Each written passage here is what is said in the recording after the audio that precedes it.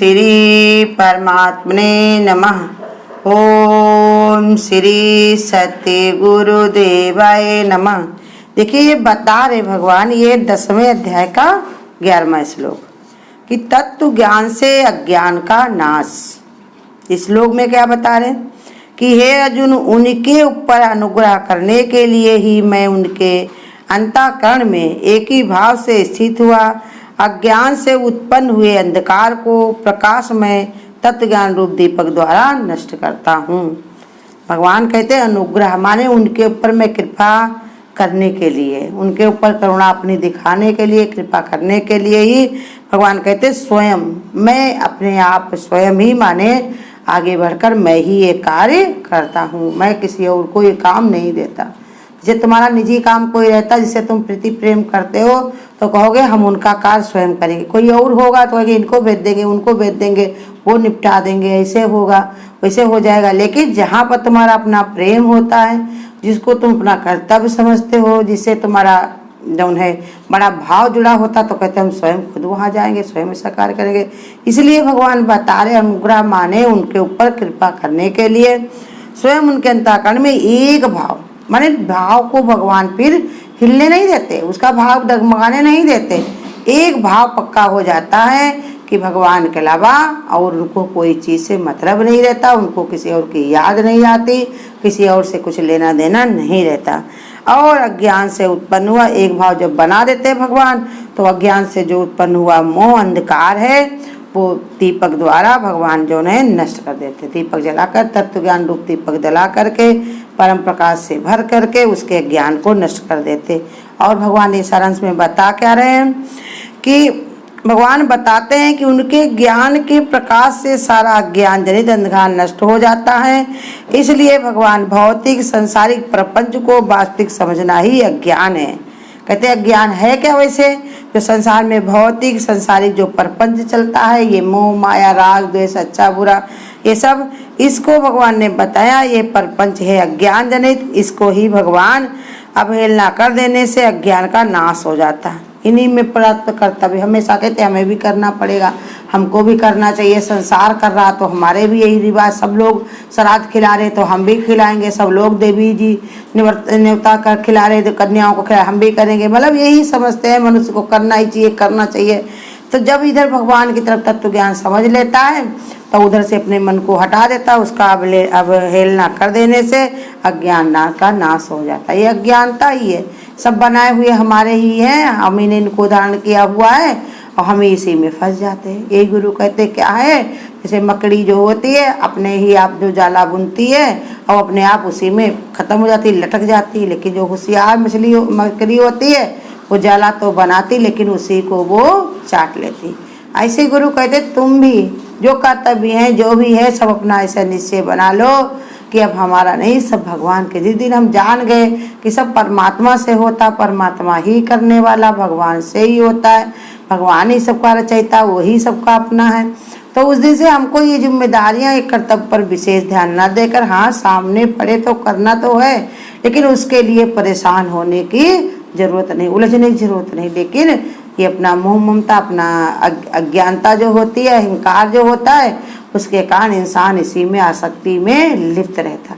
अब उसी को जब भगवान ने समझ दे देते, विचार देते, भगवान का निरंतरता बनी रहती, उसी का भगवान का नाम जाप करते रहते, भगवान का ध्यान विचार करते रहते, तो भगवान कहते उसको मैं समझा देता हूँ, मैंने दिखा देता हूँ कि देख लो किसके तुम और कौन तुम्हारा, जिसके लिए हरि नाम विसारा। किसके लिए तुमने हरि का नाम विचार रखा है, कौन तुम्हारा है, समय पर देख लो, परख लो, जान लो कि कौन तुम्हारा साथी बनता है, किसके लिए तुम इतना परेशान होते हो। तो इसलिए कहते नाश हो जाता, बल्कि वो अज्ञान भगवान ने कहा दृढ़ता से हट जाता है। जैसे दलदल में फंसा हुआ व्यक्ति जितना ही अपने बल से बाहर निकलने का प्रयत्न करता है उतना ही वो उसमें और फंसता है। जैसे जो लोग ये सब चीज़ें जिन पर भगवान कृपा नहीं होती, जो निरंतर भगवान में नहीं रहते हैं, तो उनकी क्या दशा होती है, जैसे अपने बल से कहेंगे हम जब चाहेंगे घर परिवार छोड़ देंगे, जब चाहेंगे तभी रुपया पैसा को छोड़ देंगे या ममता खत्म कर देंगे, जब चाहेंगे तब भगवान की भक्ति करेंगे, तो ऐसा नहीं होता है। ये तो ऐसे हो गया जैसे दलदल में कोई फंसा हो, अपनी शक्ति से बाहर निकलना चाहे। लेकिन अगर उसको दलदल से कोई अगर निकलेगा, जितनी वो शक्ति लगाएगा उतनी वो गहराई में जाएगा। लेकिन उसको बाहर से कोई सहारा मिल जाए तो दलदल से वो बाहर आ सकता। कोई रस्सी फेंक दे, कोई उसको ऊपर से कोई पकड़ने वाला, लटकने वाला कोई आके उसको खींच ले जाए ऊपर तो भले निकल जाए, लेकिन अगर दलदल में अपनी शक्ति लगाएगा तो नीचे धंसेगा। ऐसे संसार में अज्ञानता है, प्रपंच है। जब तक गुरु का हम संग नहीं करते, जब तक गुरु का हमको साथ नहीं होता है, गुरु हमको वहाँ पकड़ के बाहर नहीं निकालता है, तब तक हमारे अंदर ऐसी समझ नहीं होती है। तो इसलिए समझा रहे हैं कि जब तक मिल जाता, सरलता से दलदल से बाहर आ सकता है अगर कोई बाहर से उसको निकाले। ऐसे ये गुरु भी हमारे, जो भवसागर जो हमसे काटा नहीं जाता, कितने सारे लोग इसी दलदल में पड़े होकर चिल्लाते हैं कि क्या करें क्या करें, कैसे छुट्टी मिलेगी। लड़का बच्चों का मोह, परिवार का, रुपया पैसा, ये शरीर का मोह, तो ये सब कैसे छूटेगा। रातों दिन इसी की चिंता लगी रहती है, हमको क्या होगा क्या होगा क्या होगा। वही जब गुरु शरण होते हो तो गुरु हमको ऐसी बुद्धि विचार देता है कि भगवान के शरणागति हो जाओ, भगवान में रम जाओ, भगवान में लग जाओ। जो भी होगा वो भगवान जाने, भगवान समझे, उसी की मर्जी से ही सब कुछ चलता है, वही सब करने वाला है। जब ऐसा विचार हमारे अंदर आता है तो ये अज्ञान जनित अंधकार जो होता है ये सब नष्ट हो जाता। फिर मनुष्य इससे संसारिक प्रपंच के दलदल से मनुष्य बाहर निकल जाता है। इसलिए भगवान बताते हैं कि प्रेम पूर्वक उनको भजने वाले के हृदय में तत्व ज्ञान का आलोक प्रकाशित करने का हेतु केवल उन भक्तों पर उनकी कृपा पर ही है। कहा कि देखो, ये जो उनके हृदय में जो तेज पैदा हो जाता है, हृदय में जो भगवान की भक्ति जो करते हैं तो हृदय में ही भगवान को देखने लगते हैं। जहाँ हृदय में देखने लगते हैं कि मेरे अंदर परमात्मा ही विद्यमान है, वही सबके अंदर विद्यमान है, सारे संसार में वही परमात्मा ही परमात्मा है। तो इसलिए वो ऐसा तेज ज्ञान जब होता है, तत्व ज्ञान, तो आलोक से प्रकाशित, माने परमात्मा का ही हो रहा, हर जगह पर भगवान ही भगवान दिखने लगते हैं। सुना सकरा कोई नहीं, सबके भीतर लाल, मूर्ख गट खोले नहीं, कर्मी हुए कंगाल। जो कर्म में पड़ते हैं, ढूंढते हैं भगवान को, तो ढूंढ ढूंढ के परेशान होकर थक हार जाते हैं। लेकिन जो भगवान की अपनी मूर्खता छोड़ करके गुरु की शरण चला जाता है, अपने भगवान के शरणागत हो जाता है, निरंतरता बना लेता, तो भगवान उसके अंदर ही प्रकाशित कर देते क्या कि मैं तुम्हारे अंदर ही हूँ। कहाँ ढूंढते हो मुझको तुम, तुम्हारे अंदर मैं ही विद्यमान हूँ। तुम आंखें खोलकर अपनी सूझ दृष्टि लगा करके देखो कि अंदर से जो कारीगरी हो रही, जो भी अंदर से चल रहा है, सब कैसे हो रहा है। रोज तुम्हारे अंदर जो कार्य हो रहे, दिन पर दिन तुम बढ़ रहे हो, क्या खा रहे हो, हरा पीला नीला सब कुछ, कैसे ये सब लाल बन जाता, कैसे इसमें से गोबर बन जाता, कैसे इसमें से तत्व निकल आता, ये कौन अंदर कर रहा है सब लीला। जितना जितना तुम्हारी समझ खुलेगी, विचार करोगे, अंतर्मुक्ता में आओगे, उतने उतना तुम्हारे अंदर ये प्रकाशित होता चला जाएगा। रगड़ते रगड़ते, जैसे गुरु बता रहे कि रगड़ते रगड़ते लकड़ी में से ही आग प्रकट हो जाती है, लेकिन जब तक उसको रगड़ते नहीं तब तक नहीं। ऐसे ही इतना तुम अंतर्मुक्ता में जाते हो, जितना तुम्हारे अंदर अंतर्मुखी दृष्टि बनती है, उतना ही भगवान कहते हैं मैं तुम्हारे में प्रकाशित होने लगता हूँ, समझने लगता हूँ, और प्रकाशित कर देता हूँ। उन भक्तों पर उनकी कृपा हो जाती है, जिनके ऊपर उनकी कृपा हो जाती है, वही ये सब भगवान को अपने हृदय में देख सकते हैं। ऐसी कृपा नहीं है कि किसी पर ही हो और किसी पर नहीं हो। भगवान की कृपा ऐसी नहीं है कि किसी पर हो किसी पर नहीं हो। भगवान कहते शर्त बस ये है कि तुम निरंतरता बना रखो, हमसे अपनी प्रीति और प्रेम बना रखो। और हमको ये नहीं कि अमीर पर, गरीब पर, बुद्धिमान पर, मूर्ख पर, इससे कोई मतलब नहीं है। भगवान तो सभी पर रिझे रहते हैं, बस इतना रहता है कि हमारा अपना विचार भगवान से जुड़े। जो व्यक्ति मन का कपट त्याग कर भगवान में अपने चित्त को लगाता है, वो चाहे उसके शरीर द्वारा संसार के सब कर्तव्य भी होते रहें, परंतु भगवान की कृपा उसके ऊपर बरबस खिंची चली जाती है। भले को वो कार्य सब करते दिखाई पड़ेंगे, उनके लड़के बच्चे हैं, घर द्वार है, उसी में फंसे दिखाई पड़ेंगे, लेकिन अगर भगवान से उनका मन जुड़ा पड़ा है, चित्त जुड़ा पड़ा है, तो भगवान की कृपा उनके ऊपर अपने आप ही बरबस ही चली जाती है। ये तत्व ज्ञान का निरूपण प्रकृति की सहायता से अपने को संसारिक प्रपंच के रूप में व्यक्त करने से विज्ञान का विवेचन और संसारिक प्रपंच रूपी अज्ञान का निवारण स्पष्ट रूप से किया गया है। भगवान ने तरह तरह से समझा रहे हैं कि प्रकृति में की सहायता लेकर के सारे संसार में जो प्रपंच फैला हुआ है, ज्ञान से विज्ञान करके माने समझ करके इससे तुम दूर हो सकते हो, अपना निवारण कर सकते हो, छोड़ सकते हो। ये प्रकृति तुमको रोज समझा रही, देखो रोज तुम शरीर को मैं करते हो, लेकिन इसमें कौन सी बीमारी आ जाए, कौन सी समस्या हो जाए, कैसे चोट लग जाए, कैसे बुखार आ जाए, तुम कुछ करते नहीं, लेकिन होता है कि नहीं होता है बताओ।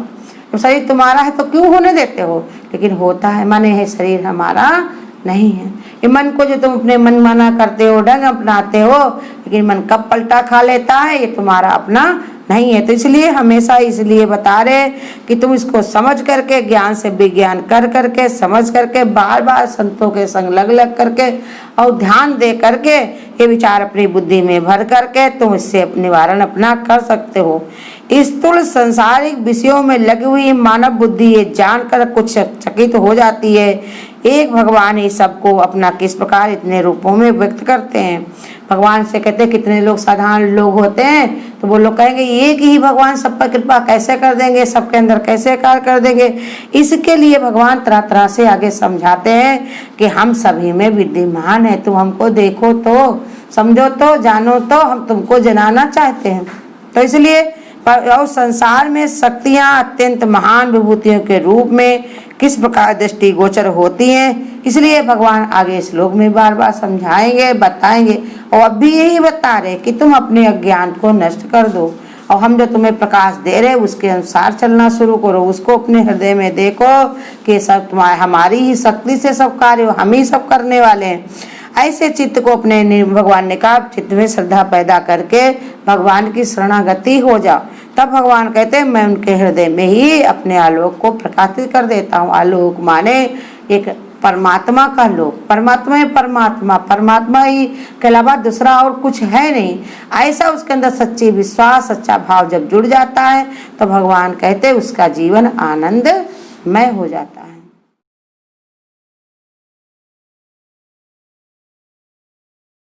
आत्मा में सदा रहता परमात्मा, कोई जाने न जाने तो मैं क्या करूं। जरे जरे में साकार है वो प्रभु, कोई माने न माने तो मैं क्या करूं।